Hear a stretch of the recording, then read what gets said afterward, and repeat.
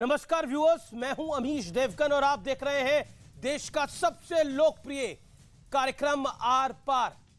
मौसम के बदलते रंग की तरह आज देश की संसद की शुरुआत हुई हंसी ठहाकों के साथ। ऑस्कर्स में झंडे गाड़ने वाले नाटू नाटू गाने की टीम को बधाई दी गई। राज्यसभा के सभापति जगदीप धनखड़ ने तो यहां तक कह दिया कि अगर मैं वकील नहीं होता तो मैं एक्टर जरूर बन जाता। लेकिन इसी बीच कांग्रेस अध्यक्ष मल्लिकार्जुन खड़गे ऑस्कर्स में भी नॉर्थ और साउथ वाली सियासत को घसीट लाए और कहा कि ऑस्कर्स में सम्मान पाने वाली दोनों फिल्में साउथ की हैं, जिस पर सांसद जया बच्चन भड़क गई।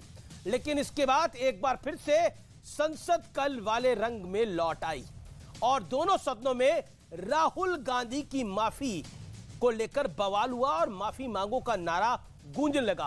केंद्रीय मंत्री अनुराग ठाकुर ने आरोप लगाया कि राहुल गांधी संसद तो आते नहीं और विदेश में देश का अपमान जरूर करते हैं।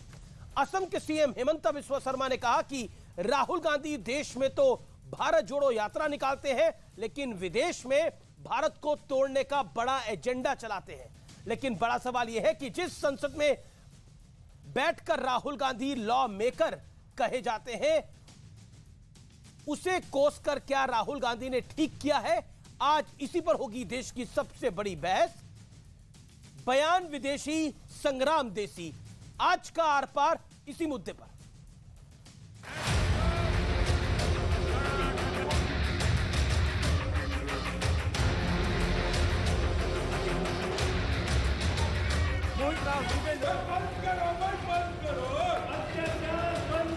अब बहिष्कार करना चाहिए हर देशभक्त।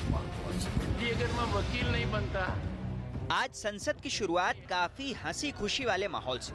नाटू नाटू को ऑस्कर मिलने पर दिल खोलकर बधाई दी गई। यदि अगर मैं वकील नहीं बनता तो कहीं न कहीं एक्टिंग जरूर करता। Ruling party should not take credit that we have directed, we have written the poem, or Modi ji has directed this film. They should not say. That is only my request. It is a contribution of the country. They come from South India. इसी बीच खड़गे NATO NATO में भी south वाला क्षेत्रवाद ले आए, जिस पर जया बच्चन भड़क गईं। So both mostly they come from South India. It is great pride for us. They are the film folks. Does not matter whether they're from north, east, south, west. They are Indians. लेकिन इसके बाद नजारा बदल गया।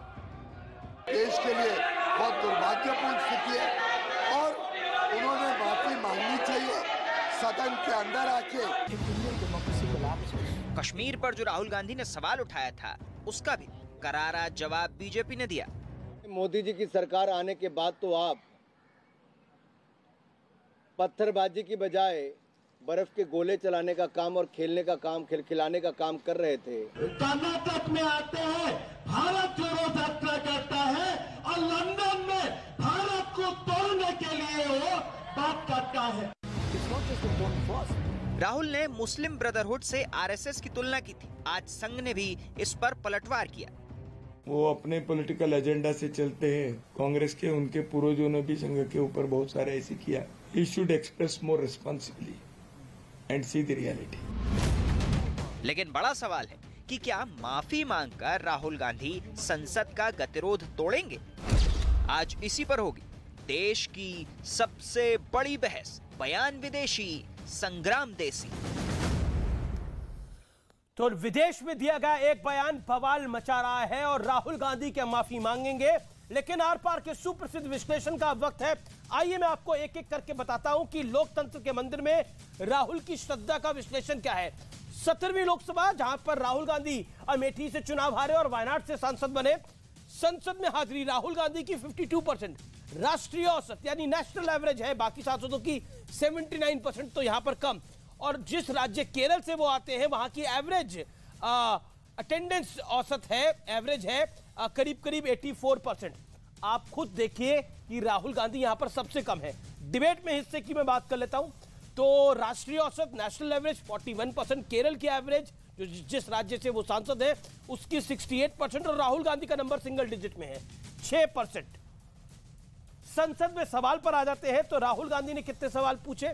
92, राष्ट्रीय औसत 163, राज्य केरल जिससे आते हैं उसकी औसत है सबसे ज्यादा 216, यानी राहुल गांधी की तुलना देखिए यहां पर भी सबसे कम। प्राइवेट मेंबर बिल की बात कर लेते हैं तो राहुल गांधी कितने प्राइवेट मेंबर बिल लेके आए हैं 17वीं लोकसभा के अंदर? राहुल गांधी 0, शून्य। राष्ट्रीय औसत 1.2%, राज्य केरल जहां से वो आते हैं वो 3.7%। देखिए प्राइवेट मेंबर बिल एक भी नहीं लेके आए हैं, यानी लोकतंत्र की दुहाई देते हैं, लेकिन लोकतंत्र का सबसे बड़ा मंदिर देश का सदन माना जाता है। जब प्रधानमंत्री गए थे तो उन्होंने माथा टेका था पहली बार, वहां पर उनकी एवरेज क्या निकल के आ रही है ओवरऑल? क्या राहुल गांधी संसद को लेकर गंभीर नहीं है? और यही बात आज आरएसएस ने भी कही है कि राहुल गांधी को मैच्योरिटी दिखानी चाहिए।